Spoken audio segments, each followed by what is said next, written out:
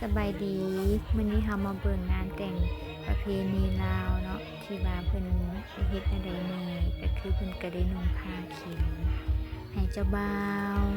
เพื่อจะมีการแห่เจ้าบ่าวไปเฮือนเจ้าสาว